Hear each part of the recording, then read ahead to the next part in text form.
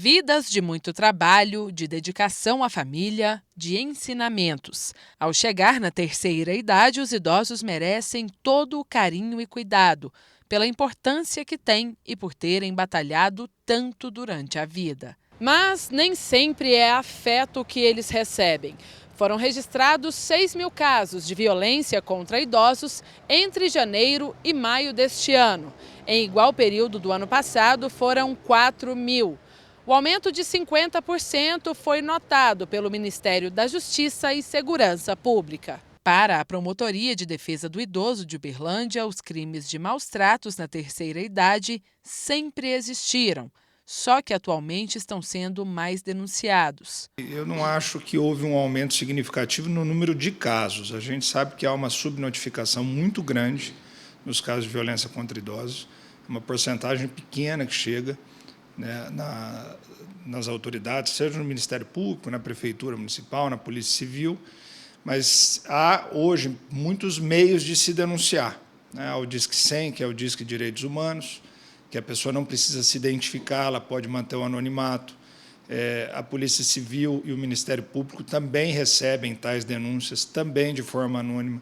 Então, eu acredito que esse aumento se deve a um maior número de denúncias. Apesar do aumento, a subnotificação ainda existe. Por isso que eu digo que é muito subnotificado. Às vezes, de uma denúncia de um vizinho, nós temos muitas denúncias de vizinhos, né, que verificam essa situação, se incomodam com aquilo e denunciam. Muitas vezes a pessoa procura um hospital, uma UAI, e aí o setor de assistência social dessas unidades de saúde também comunicam. Muitas vezes o próprio idoso ele não tem condição, capacidade mais de fazer essa denúncia, de procurar, né, as autoridades competentes, que são muitas, né? Nós temos o Ministério Público, a Polícia Civil, o CREAS na Prefeitura, toda uma rede de proteção aos idosos, mas nós precisamos tomar conhecimento, né, desses fatos para poder fazer as apurações e tomar todas as medidas cabíveis. A maior parte dos casos acontece porta adentro, no lar onde esses idosos moram, por parte dos filhos, dos netos ou de outras pessoas que estão encarregadas de cuidar deles. Acuados, eles não conseguem pedir ajuda e denunciar os maus-tratos. As violações ocorrem dentro das famílias, dentro das residências. Né? Nós temos muitos casos de abandono realmente de idosos, filhos, netos, sobrinhos, realmente que não se importam com o idoso, muitas vezes desviam os recursos dos idosos, e a gente vê idosos em situação realmente de uma vulnerabilidade muito grande, assim, com casa suja. Tem situações que a gente tem que pedir para a prefeitura ir nas residências para tirar de tanto lixo acumulado. Então, é a grande maioria dos casos. Entre as ocorrências mais graves e, infelizmente, também mais comuns estão o abandono, os crimes financeiros e a violência física. A maior parte dos casos se referem a 3 tipos de violência, né, contra a pessoa idosa. A violência física, que é aquela em que o abuso físico mesmo, agressões, ferimentos. Nós temos um número até reduzido, a maior parte dos casos é de violência moral, né, de violência de abandono, né, no caso em que os idosos ficam sem a higiene adequada, sem a alimentação adequada, sem a medicação adequada. E temos também os casos de violência financeira, que, né, isso sim tem crescido. Né? Nós temos, normalmente, pessoas idosas que não têm condição de gerir os próprios recursos de aposentadoria, de algum benefício que recebam.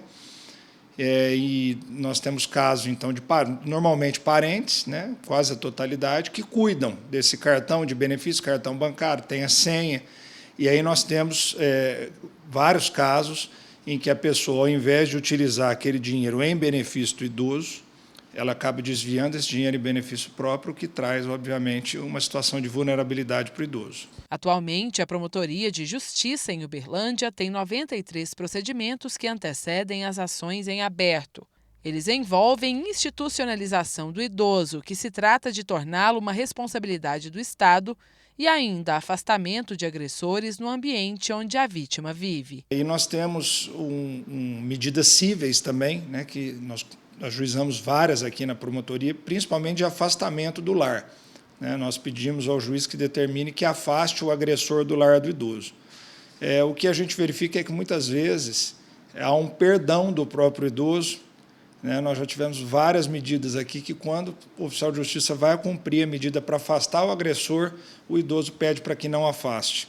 Então, nós temos essa situação que torna muito difícil, às vezes, a própria punição e a responsabilização, porque há uma dependência do idoso, muitas vezes, do próprio agressor. Então, nós temos que buscar outras medidas, como a própria institucionalização do idoso, muitas vezes para retirá-lo de perto dessa situação de agressividade. O Estatuto do Idoso garante todos os direitos a essa grande parcela da população. Quem os cerca tem o dever de mantê-los bem e em segurança.